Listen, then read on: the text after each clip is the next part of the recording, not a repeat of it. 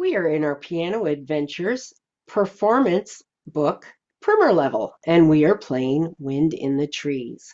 Now today we are only on the groups of two black keys, and we're only using our second and third fingers.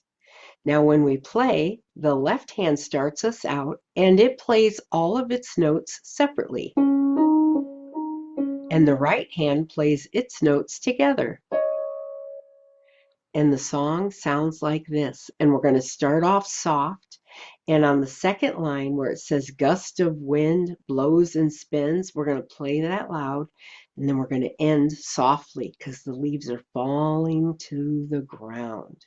So here we go. 1, 2, 3, 4.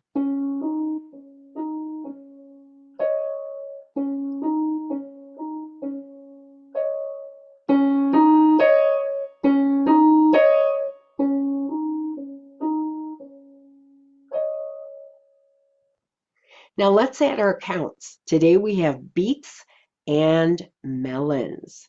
So here we go. 1, 2, 3, 4. Beet, beet, beet, beet, melon, melon.